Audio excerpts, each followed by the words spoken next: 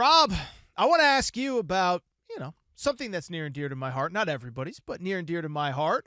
Final Four is set. So will Doug not be doing his radio show because of Final Four? I stay out of. Was that you pulling a McAfee? And no, I'm just kidding. I'm kidding. No, I may see keep Doug. your job. I may see Doug down there though. I've seen Doug at the Final Four quite a bit. But Doug and the Green Bay. You've never seen him coaching. Doug and the Green Bay Phoenix will not be there. You know who will be, Rob? Go ahead, tell me. I'm sorry, I got you off track. Yes, you did. You got me in the middle of something. I don't know what's going on now. It's like I feel like you're good. I feel like Bronny was. I'm the Bronny of this situation with Stephen A. and LeBron. But no. So Final Four is set. Elite Eight was Saturday and Sunday, and we got a lot of chalk, Rob Parker. So I know you and Kelvin talked about last week the lack of upsets in round one. But that carried over into the Sweet 16 and the Elite Eight because on Saturday, DeSager and I were on air. The Florida Gators, 1 seed in the West, advanced. The Duke Blue Devils, the 1 seed in the East, advanced.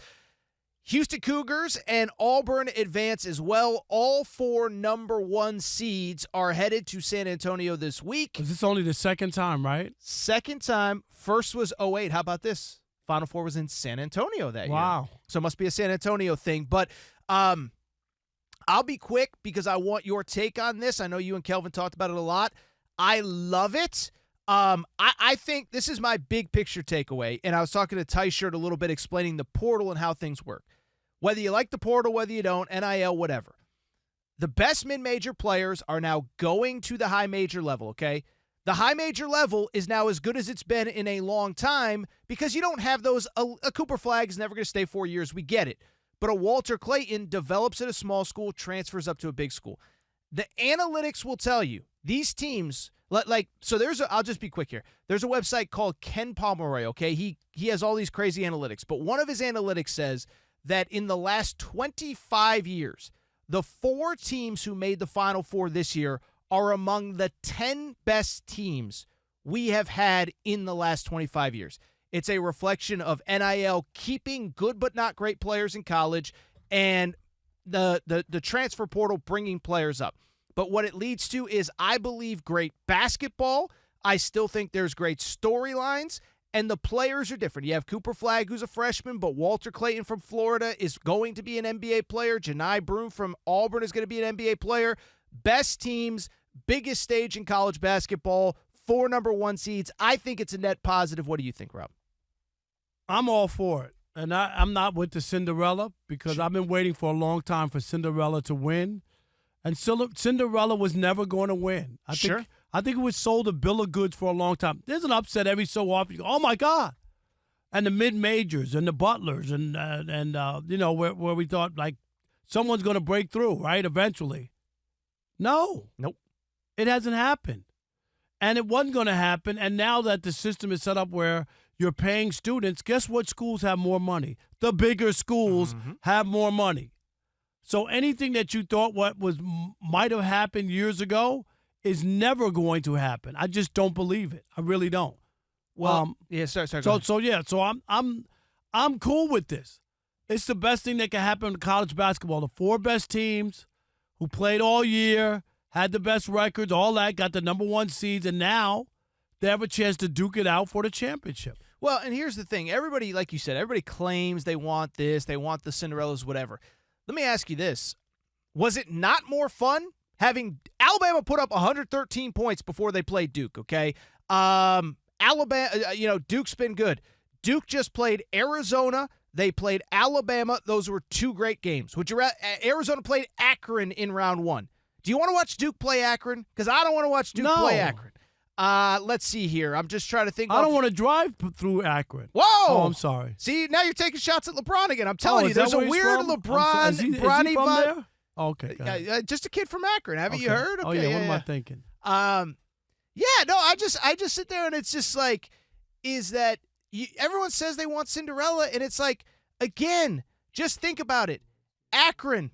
Rob doesn't even want to drive through Akron. I got to watch him play more than 1 game in the tournament. You go on and on down the list. I'm just trying to think. Wofford played Tennessee in the opening round of the tournament. Tennessee makes the Elite Eight. Would you rather have Houston and Wofford or Houston and Tennessee? Tennessee has a couple NBA players.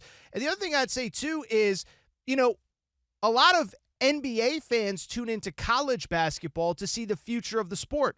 You have Cooper Flagg, who's going to be the number 1 pick. Right. You have 2 or 3 other NBA players at Duke. I mentioned Walter Clayton from Florida is probably going to be a first-round pick. So it's got the best of everything. The basketball should be better. It's been better in this tournament. There's no Cinderella. You don't have to be sold a bill of goods that doesn't exist. Last year, didn't we have 3 Cinderella, like smaller schools? It was 2 years ago. 2 years, you know what I mean? Yes, I remember having this conversation with you. And yes, and the ratings weren't good. And you know what I mean? People didn't want, Cinderella's supposed to be 1 girl at the dance, not 2 or 3 girls at the dance. That's not Cinderella to me. I remember having this conversation with you. I don't know if I was filling in or as a guest, but in 2023, it was UConn, San Diego State, Florida Atlantic, and then— That was 2 years ago already? 2023, yeah. Last year was UConn Purdue. The year before, it was UConn versus San Diego State. But that year, I was at the Final Four in Houston. It was the cheapest ticket that you could possibly have. And by the way, that year, Texas happened to lose in the Elite Eight, and it was like— So it was even worse, right? Yes, it was like if Texas had been there, it would have been interesting. But yeah, no, and I love the sport, but it was kind of a tough Final Four to cover as far as storylines and interest. And by the way, UConn won both semifinal and the national championship by double figures. By the way, a good metaphor for where we are in college basketball right now. Florida Atlantic's 4 best players on that team were still in college basketball this year playing at the high majors. One of them is playing in the Final Four again for Florida. So that's where the sport is. You can like it, you can hate it, but the best players are now getting a chance to go to the bigger stage. The teams are better at the top. The games are better. The games are better. And if you're an NBA fan, Cooper Flagg's in the Final Four.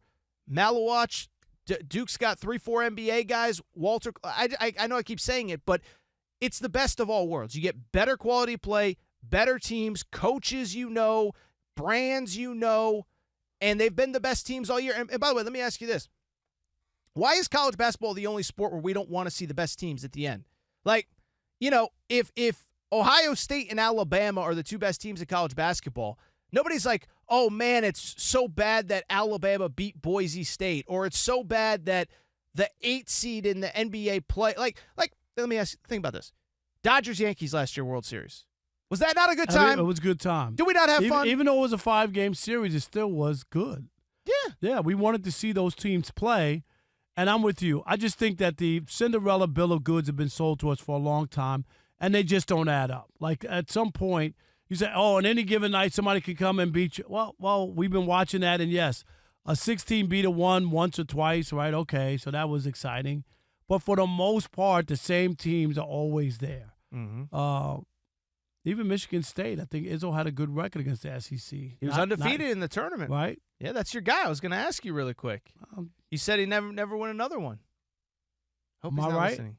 If you can't shoot threes in 2025, I think it's going to be pretty tough for you. It's only been 25 years since I said that. It's only been 25 years. It's still going strong. That's one you don't have to. Let me see here. I just want to see really quick because it was bad yesterday. Let me see. They lost 70-64. By the way, Auburn's best player goes out. You think he's not coming back, and he comes back. They got outscored while he was out too. Michigan State finished that game 7 of 23 from 3, so it actually wasn't as bad as I thought. I thought it was even worse too. Yeah, so it was under 30% though. Yeah, not a good day at the office, but yeah, I'm good with this. I feel good about the tournament. I picked Houston. Yeah, me too. Did you? Yeah. Before the tournament. It'll be interesting to see how it all plays out. But I think the Cinderella thing has always been like a cute idea that we thought maybe. What was the other school Gonzaga was another one that we thought, one of these days Gonzaga's going to win or some school would win. And it has never happened. And now we've totally seen where, to me, with the NIL and the system, the way it's set up, I don't know how a Cinderella's going to win. I don't. No, and I think it's a great point because I think there was about a 10-year period where the mid-major teams could keep their guys for 2, 3, 4 years, and the high-major teams were losing everybody after a year. One and done or whatever, right. Yeah. And so they had a little more cohesiveness and a unit. Yep. And now, you look at it, and it's just It's not pretty. So I'll tell you what. First of all, we should open up the phone lines. Do people want Cinderella? Rob Parker hates Cinderella. Torres hates Cinderella. Do you hate Cinderella?